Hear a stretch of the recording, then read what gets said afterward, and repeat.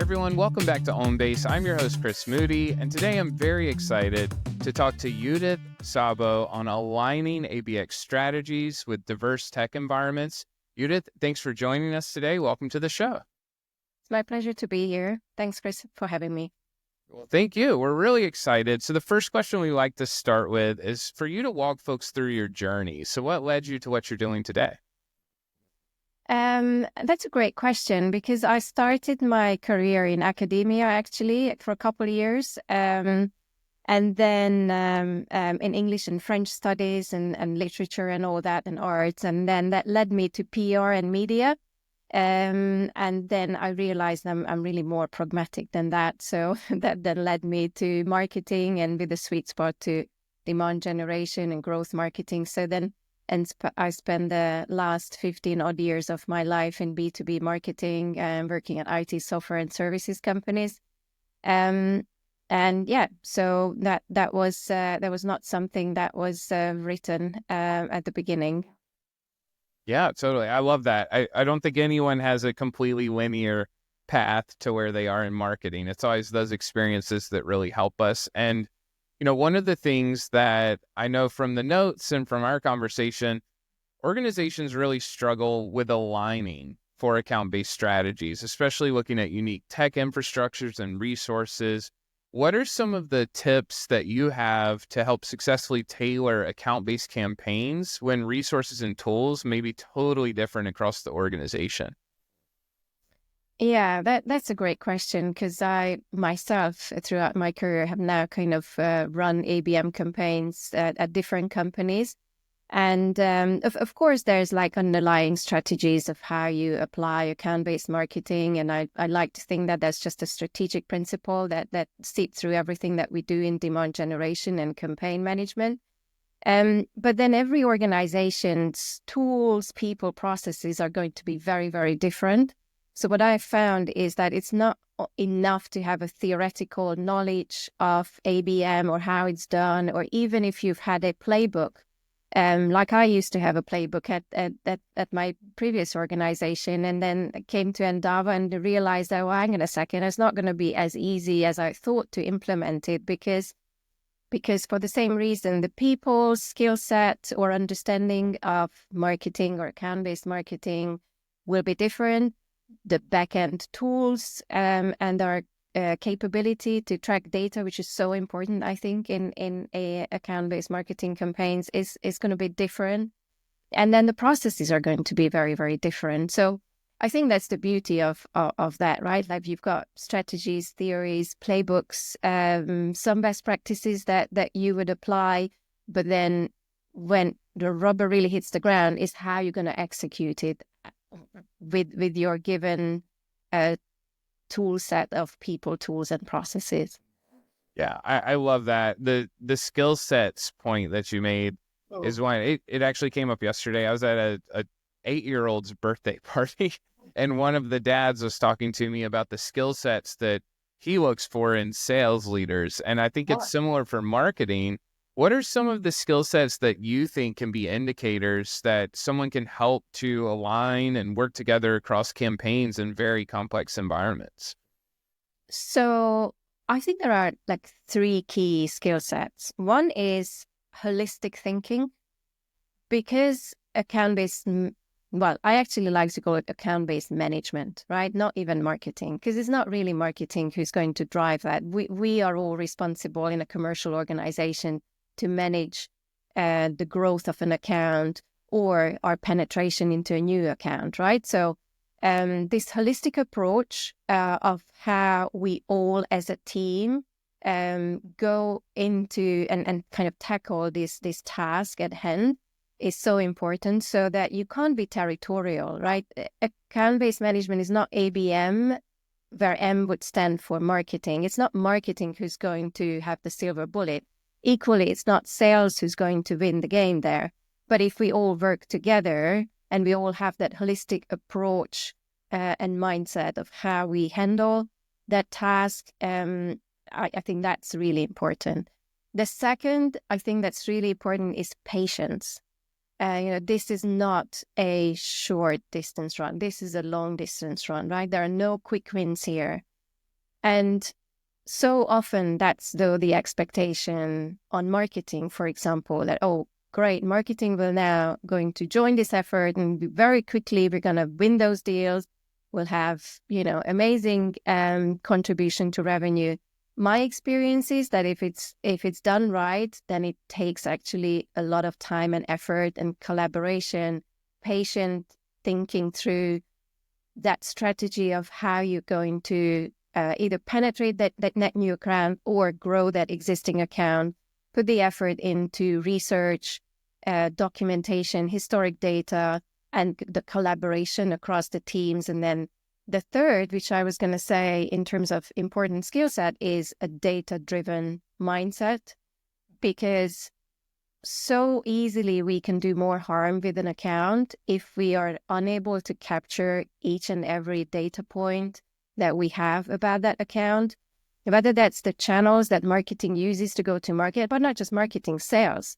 And then how again, you aggregate all of those data points to have great account intelligence and insights that collectively we can then action on. So holistic approach or mindset, patience, to wait for that, deal, which will come, but it might take 12, 18 months, 2 years, and celebrate the quick wins or the smaller wins in the meantime.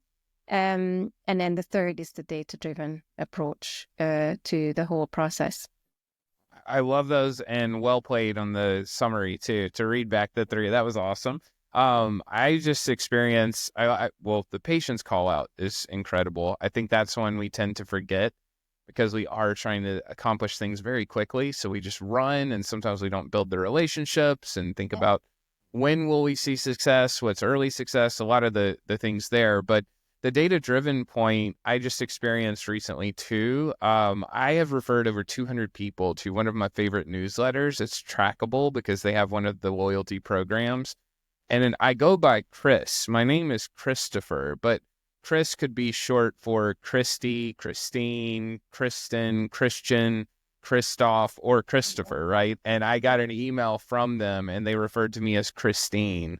And I was just, it was that moment of agony and pain where, hey, I've sent over 200 subscribers to you and you don't even know my name, which was really problematic. So to your point, I mean, when the data is wrong, it can really mess everything up.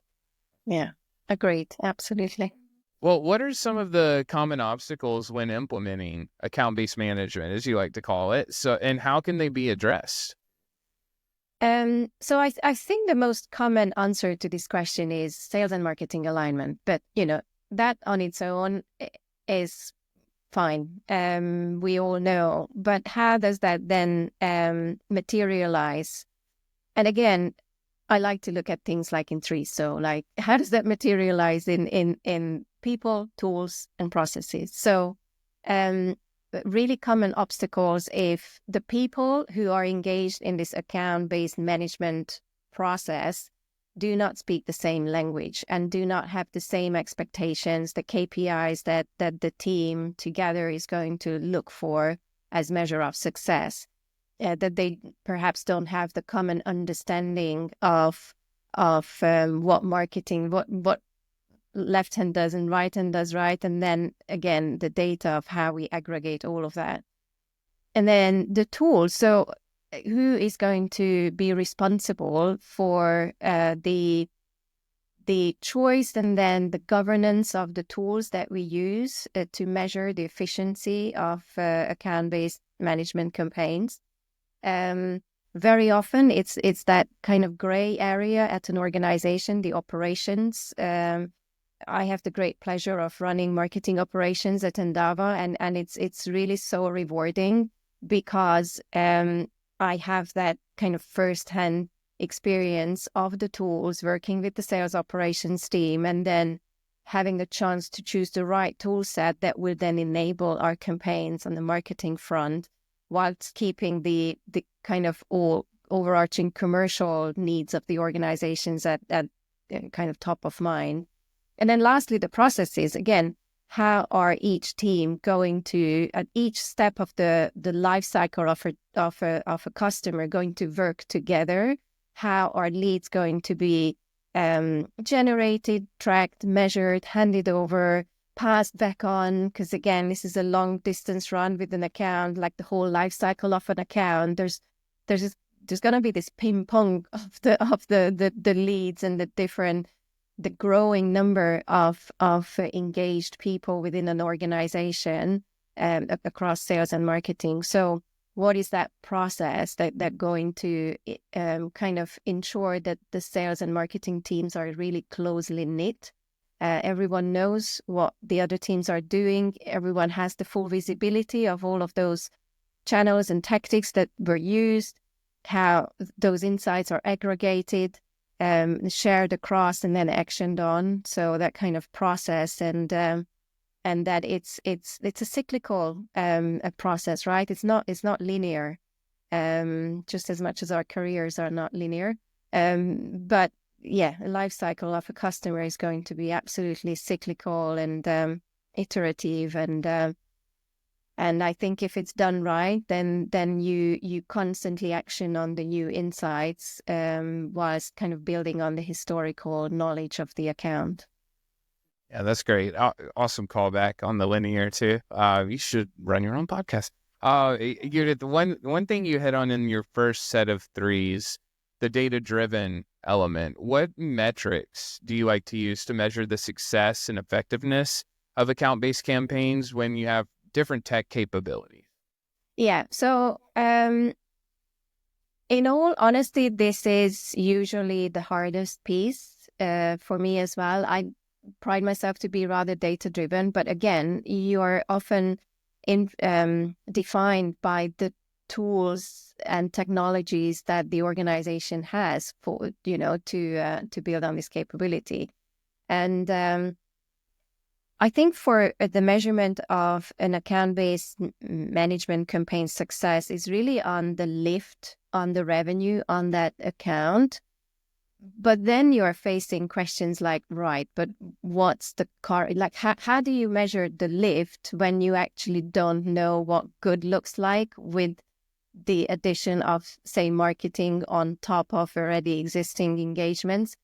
And so if you have historic data where perhaps the teams haven't been working together, is that maybe the baseline that you measure the lift on? You see what I mean? Like how do you even define what good looks like, what a good KPI is going to look like? So I think that's probably the best ways to measure the success, but it's also the most complex because historic data might not be available, perhaps at the beginning when so often you're asked to do these campaigns maybe for the first time. And then, of course, previously we talked about these high expectations that it's going to be a quick win and marketing will come in and make wonders and everything will be easy to track and manage, whereas it's not the case. But then how do you then keep track of that kind of combined effort and then that lift on the influence revenue?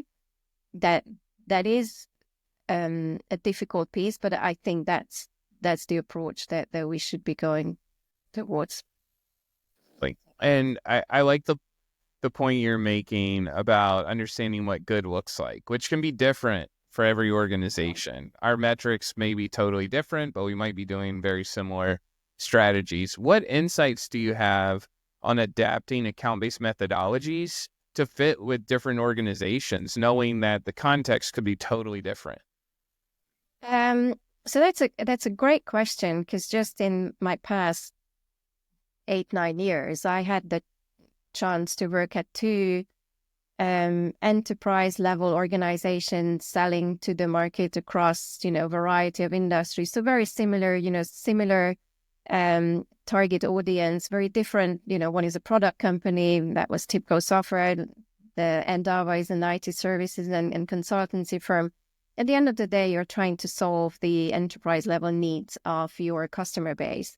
So there are some commonalities that I found work really well for ABM, and that's the industry specific content and messaging. I mean, at the end of the day, you want to personalize your outreach, your message to the accounts that you are targeting or growing.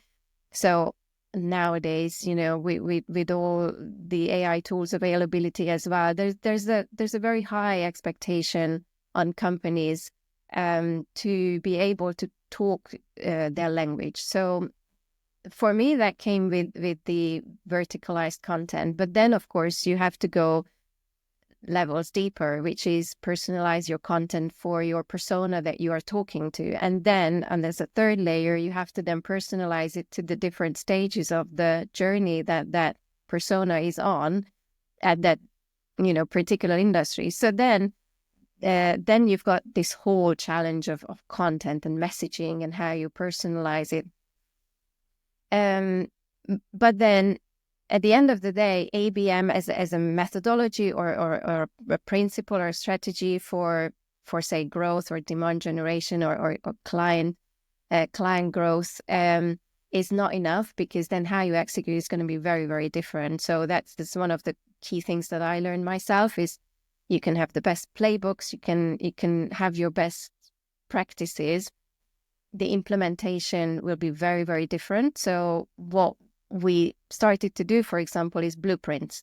So again, there's a methodology, there's a strategy, there's a theory, and then how does that then reflect to the existing tools at the given organization with the given teams and the different players in those teams? How can you get those, advocates in the team? That usually is the first step towards success. And then how you kind of layer it. So you've got those like typical triangle of ABM, the one-to-many, the one-to-few, the one-to-one. I think it's easiest to first establish the one-to-many as you're building out your kind of generic foundational demand generation engine. And then once you've got that, then you can go a step higher up or deeper, and then you can start targeting your clusters of accounts for a particular vertical, or just a use case within a vertical, or different like persona within that account. But I think one-to-one is really the North Star of ABM. And again, my experience is that oftentimes when sales talk about ABM, they actually mean one-to-one, hyper-personalized, targeted outreach to accounts. Whereas I think us marketers, we appreciate that that's the hardest thing. And what I've found works really well is if you've got the patience to build out the foundations and then go step by step in that process, and the organization kind of supports you with that, and you are able to build it out throughout a healthy amount of time, then you will reap more rewards at the end of that process. Because if you don't have the foundations, I think technically you can't do one-to-one. And I've done it throughout my own career as well, where I kind of managed expectations and said, well, I can know what you're looking for, and that's great, and we'll get there, but we have to build the foundations again to be able to track the data, to align the teams, to put the processes in place, right? Like all of that, you need that. You can't do one-to-one ABM before you've got those, because again, you will do much more harm with that single account if you don't have those foundations right. Those are great recommendations. And yeah, totally agree. I think building that foundation is what lets you get to the point of doing one-to-one and then scaling that across multiple accounts. So I think that's a great recommendation. One trending topic that is coming up a lot on episodes of this podcast, so I'm sure you're very surprised, it's about the use of AI in marketing. I'd love to hear any of your favorite use cases about how AI is helping in marketing that you're seeing. So we actually built a couple of custom GPTs that we use in-house, and we use it for simple content ideation. Very easy to do, but also tone of voice. Like we have our custom GPTs in-house at Endava, and the tone of voice wizard is the most widely used. So it's great to see that something that was built by marketing is then picked up by the wider organization, and then sales, delivery, whoever, legal, finance, you name it, you use that. Another good use of it, I think, is personalization. Like we've got, again, like a GPT we use for persona personalization. It kind of has those prompts that you would need to build that out for a particular organization or buyer stage. Or simple like high maintenance but low risk tasks at an organization. For example, creating maybe alt text for SEO purposes for your website images. Yeah, it can take huge amount of time of a designer to go through those recommendations. And if they don't do that, of course, your content is not going to be SEO optimized. But what we found that it was really, really time consuming, high maintenance, right? So building simple prompts and GPTs for those worked really well for us. Kind of increases that productivity level, and it's low risk. So again, if you know how to use these tools and you don't take everything verbatim and kind of as is, but you use it more as an ideation, then I think those are good uses of the tools. It's great. I love that one, especially the alt text. I haven't thought of that one, but that it can be a big time suck. Every image, just making sure that we're nailing everything for accessibility too. So great suggestion there. We have a question from the audience. What's the biggest misconception that people have about marketing? I think probably the biggest misconception is that everyone can do marketing. Again, just if we are thinking about AI, there are so many AI tools out on the market that would help the productivity of marketing tasks. But I think that's absolutely not true, because without the strategic thinking or the creative mindset of a marketeer and that kind of holistic thinking of how you're going to combine all the channels, the tactics that you're using for your targeted efforts, and without the kind of deep knowledge of the customer, these are all qualities that an AI tool is not going to be able to provide to you. Or again, you will get into these hallucinations. So it's rather risky. But I think it's nowadays the biggest thing that with the prevalence of these tools, I think many have the misconception that marketing can be done by tools easily. But I don't think that's going to be quality work and strategic work. Absolutely. Yeah. And building on that, this could be similar. It may be totally different, but what do you think is the biggest challenge in B2B marketing? I think tracking ROI. Again, we talked about what I think that the biggest KPI of ABM is, and that kind of that tracking, that lift on the pipeline or the revenue from a customer. That's a very difficult task, right? And again, where does ROI start and end and finish? If you just take a simple example of an event, how do you measure the cost associated with that event? Is it the sponsorship? Is it the people attending? Is it, all of those costs associated with it? So it's difficult to even just carve out the boundaries of where does the ROI measurement going to start and finish, and then having that common language within the organization is probably the other thing, because we marketeers are very familiar with the traditional KPIs that we use for our own measurements. Most of that is absolutely alien to a lot of the people in the organization or leadership. So again, finding the right way of explaining the ROI of marketing, I think it's really difficult, because if you just do it by data points, that might not portray the value that marketing as a as a profession can bring to the table.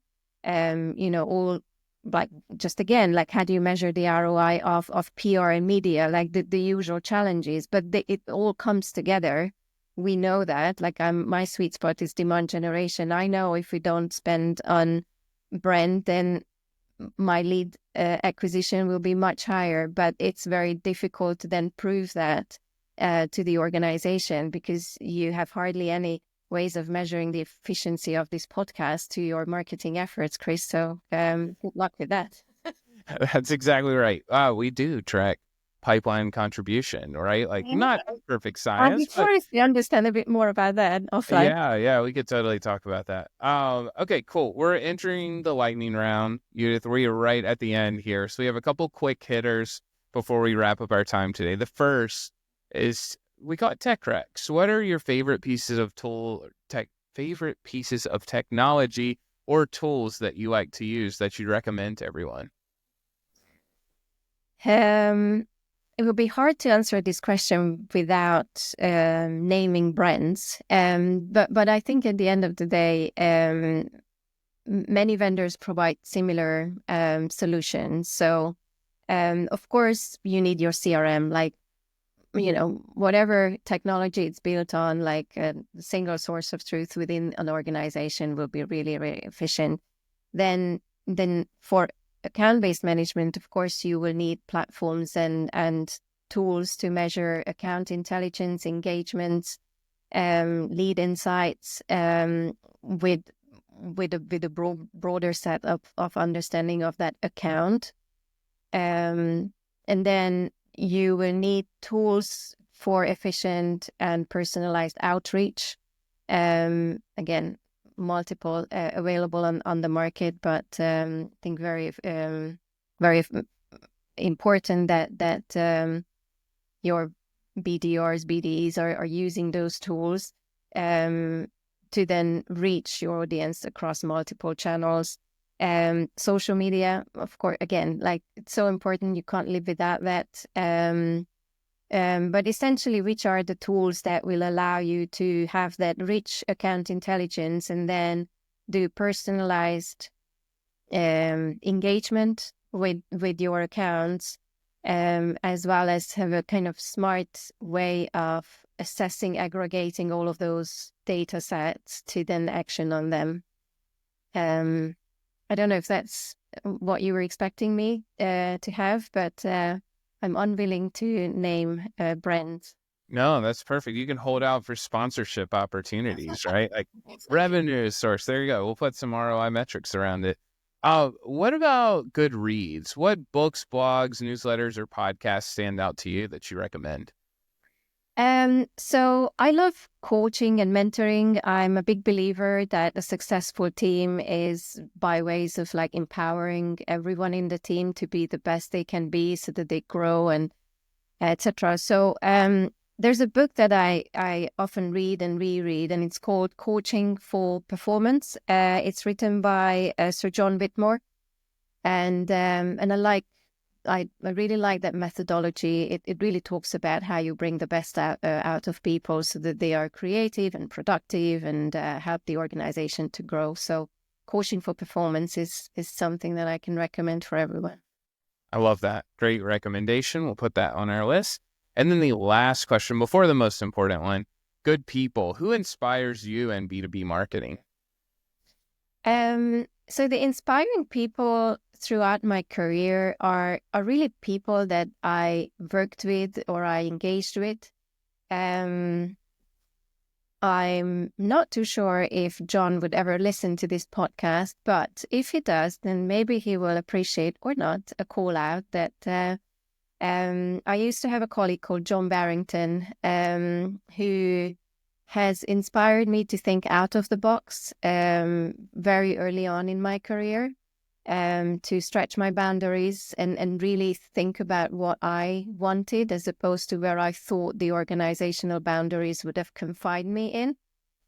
So that's something I try to keep in mind all the time. And his methodology of asking inquisitive questions is on the one hand haunting me, but on the other hand kind of inspiring me. And then I try to use it to the best of my ability with my team and my colleagues. I'm much worse than John is, but I'm trying to kind of keep him in mind of how he always asked questions. He hardly ever told you what he thought, which is really frustrating. But the way you kind of encourage people to speak and then you listen to them, I think it's really important and a great value to have. So thanks, John. I love that one so much. I was just thinking the movie poster would be haunting but inspiring, right? That's such a good line there. Great job. I appreciate your time today. The most important question of all, though, is how can people get in touch with you after this episode? Well, I'm on LinkedIn, very active on LinkedIn, or try to be. So searching on my name, under Endava, you should be able to find me, and I'll be very happy to connect with like-minded professionals. Outstanding. Well, thank you so much for your time today, Judit. It was lovely to chat to you, Chris. Thanks for having me. Thank you.